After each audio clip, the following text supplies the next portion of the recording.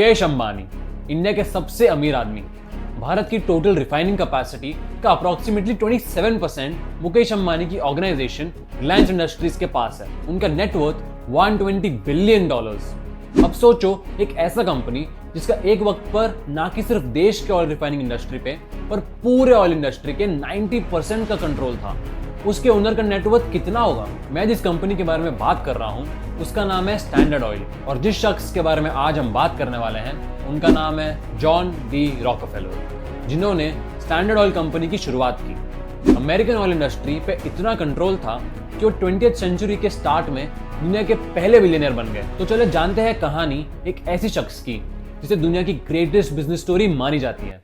Born with a wooden spoon, John का जन्म जुलाई 8, 1839 में रिचफोर्ड, न्यूयॉर्क के एक गरीब फैमिली में हुआ था। उनकी माँ एलिजा डेविसन एक बहुत ही रिलीजियस और रिस्पॉन्सिबल महिला थी, जिन्होंने अपने घर और 6 बच्चों की जिम्मेदारी अपने कंधों पर ले ली। जॉन के पिता विलियम रॉकफेलर, जिन्हें बिग बिल के नाम से भी जाना जाता था, उनकी माँ एलिजा के एग्जैक्ट ऑपोजिट थे। विलियम एक स्नेक ऑयल सेल्समैन थे, मतलब वो फेक दवाइयां ये कहकर बेचते थे कि वो सारे बीमारियों का इलाज है। वो अपने घर के जिम्मेदारियां से दूर रहते थे और अक्सर अलग अलग शहरों में जाकर डॉक्टर विलियम लिविंगस्टन के नाम से ये नकली दवाइयां बेचा करते थे। वो अपने पत्नी के अलावा दूसरे संबंध भी रखते थे। विलियम रॉकफेलर जब अपने ढोंग की जिंदगी, अपने दूसरे पत्नी और बाकी अय्याशों के बाद जब फाइनली अपने असली घर लौटते थे तो उनके पास कुछ नहीं बचता था घर के देखभाल के लिए। विलियम रॉकफेलर अक्सर अपने बच्चों से भी अपने मतलब की चीजें कराता था।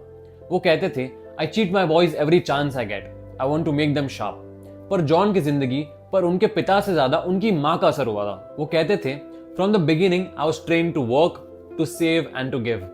जॉन अपने पिता से खूब नफरत करते थे और ये ठान ली कि वो बिग बिल की तरह कभी नहीं बनेंगे और मॉरल और रिलीजियस जिंदगी जिएंगे। और अपने घर की गरीबी की वजह से जॉन ने छोटी उम्र से ही जॉब ढूंढना चालू कर दिया और सितंबर 26, 1855 में जब वो सिर्फ 16 साल के थे, उन्हें अपना पहला जॉब मिला एज अ बुक कीपर, जहां कम सैलरी के बावजूद उन्हें सीखने को काफी मिला। रॉकफेलर अपने आगे की जिंदगी में इस दिन सितंबर 26 को जॉब डे कहकर सेलिब्रेट करते थे।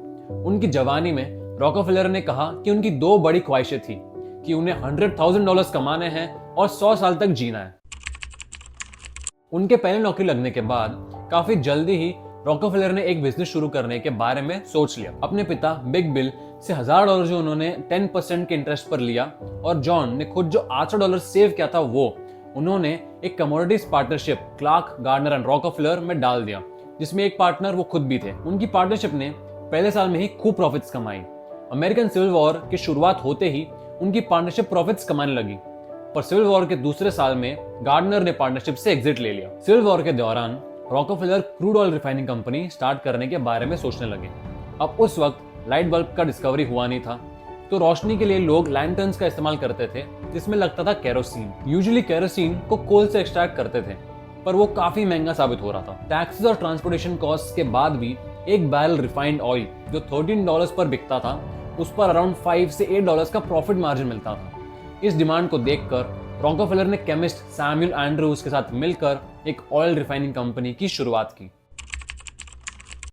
1870 में रॉकफेलर की मुलाकात हेनरी फ्लैगलर से हुई, जिनके इन्वेस्टमेंट के बाद फ्लैगलर और रॉकफेलर ने मिलकर स्टैंडर्ड ऑयल कंपनी को इनकॉर्पोरेट कर दिया। फ्लैगलर की मदद से रॉकफेलर उनके एरिया के सारे ऑयल रिफाइनरीज को खरीदने लगे, और अगर कोई कंपटीशन बेचने से मना कर देती थी तो रॉकफेलर अपने प्रोडक्ट्स का दाम इतना कम कर देती थी कि कभी कभी उन्हें लॉस पर भी बेचना पड़ता था, जिसकी वजह से सारे कस्टमर्स रॉकफेलर के पास आ जाते और बाकी कंपनियों को ना चाहते हुए रॉकफेलर के अंडर आ जाना पड़ता था।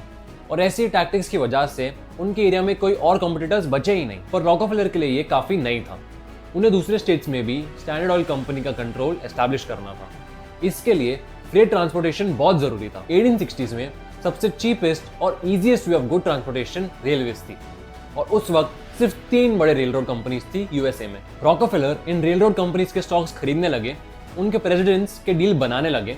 फाइनली उन्हें पेंसिल्वेनिया रेल रोड कंपनी से बहुत बड़ा डिस्काउंट मिला शिपमेंट कॉस्ट पर, और ऐसे ही देखते स्टैंडर्ड ऑयल कंपनी एक मोनोपोली बन गई जो साल में लगभग $35 मिलियन तक कमाने लगी, और 1906 के $35 मिलियन 2024 में $1 बिलियन से भी ज्यादा है।